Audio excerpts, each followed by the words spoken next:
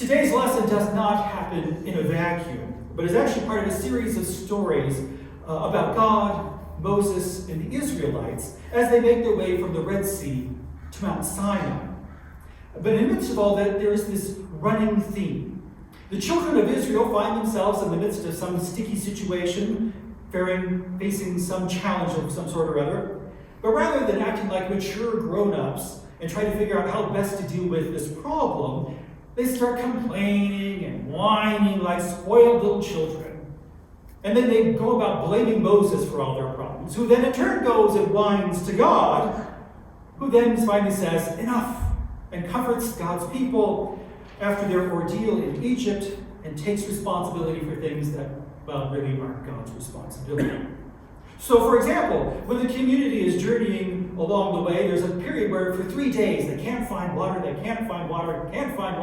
finally they find water, but wouldn't you know it, the water is brackish. It's salty, it's bitter, they don't like it.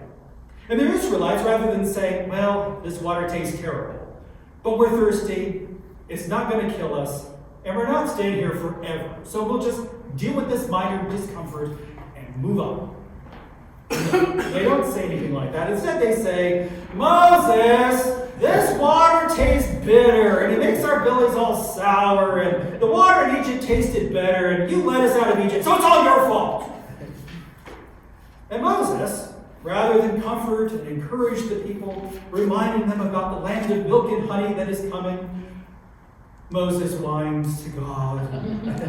And God says, I'm good. I'll help you out, both you and the Israelites. And God goes about comforting them. And he does that by giving Moses a special piece of wood that mercifully turns all this brackish water into sweet, fresh water, just like it was back in Egypt. Disaster averted. The next day they travel on and they find an oasis that has 12 lovely springs with lots of palm trees with dates and shade. They'd only gone a little further. Shortly after that, the community then marches on. And this time, they're not thirsty, they're hungry.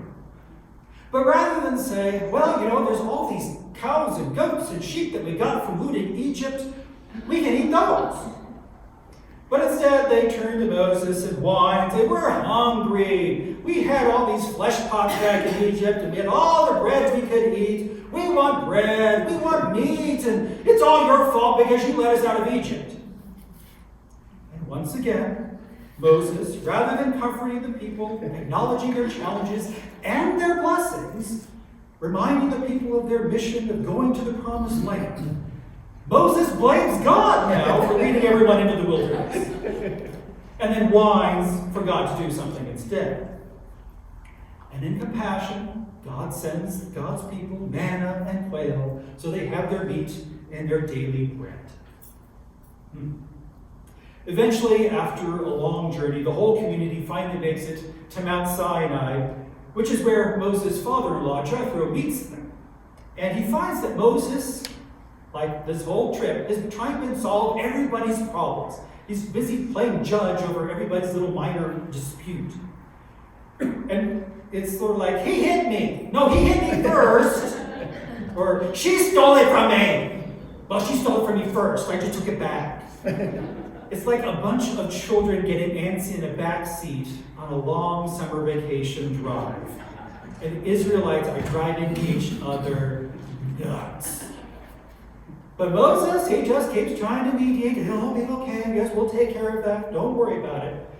And Jethro says, who happens to be not only a leader, but a high priest of God amongst the Midianites, tells Moses he can't fix everybody's problems. That they need to start learning how to take care of these problems for themselves.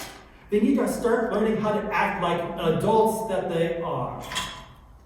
And so Moses gets a clue, and he says, okay, people, you lift up some leaders, and I'll give you some of my authority.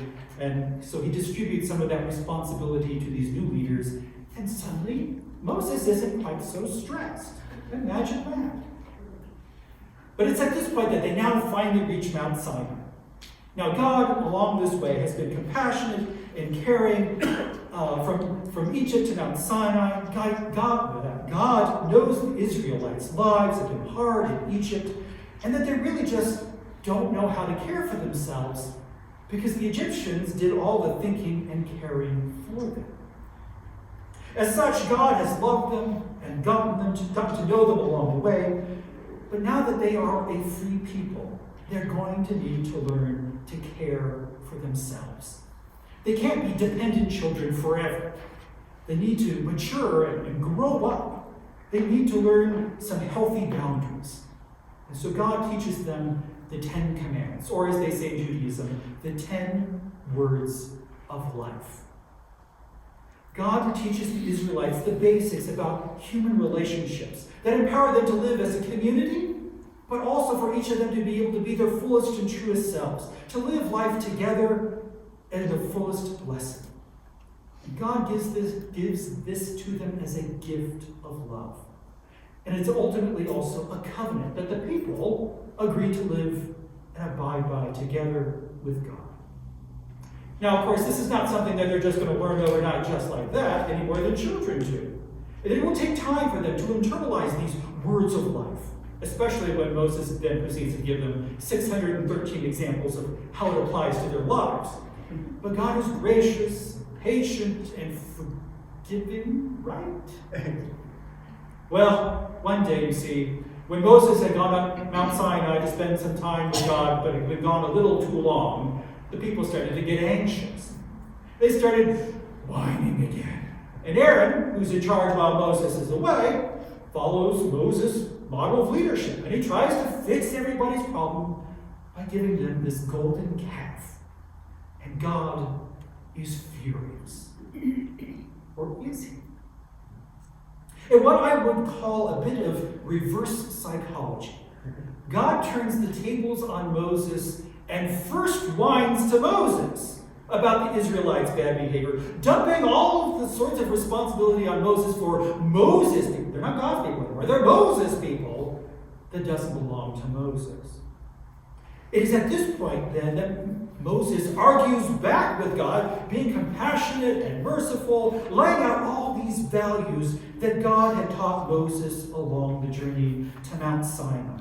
And in particular, the importance of growth, numerically, spiritually, relationally, in community, in service and justice, and in opportunity.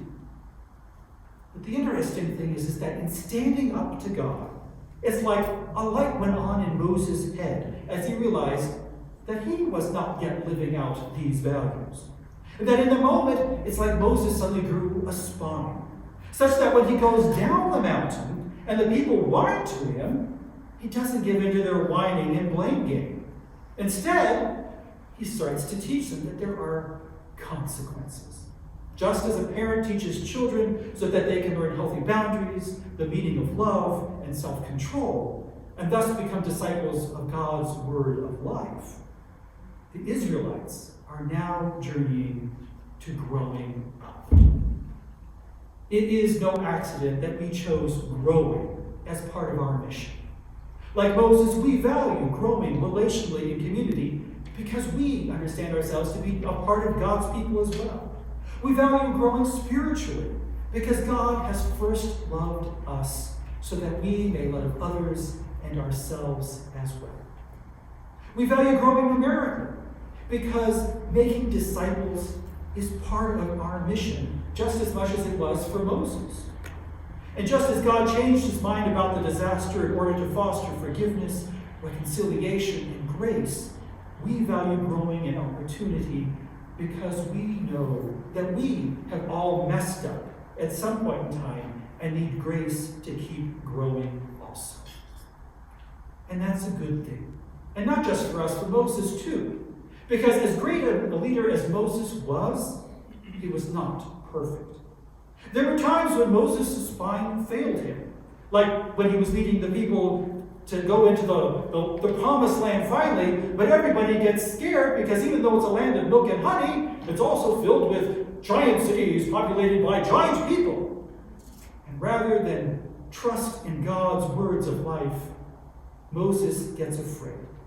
And as a consequence, not only do they wander in the wilderness for 40 years, but Moses never gets to step into the promised land. with the rest of the Israelites. But by the grace of God, Moses did eventually enter the promised land because of Jesus. Because God's grace and mercy are greater than any sin, Moses got to stand in Israel on the Mount of Transfiguration when Jesus was revealed to Peter, James, and John as the Messiah, who can mercifully bring any and all of us into that promised land. Amen. Amen. God is good. All the time.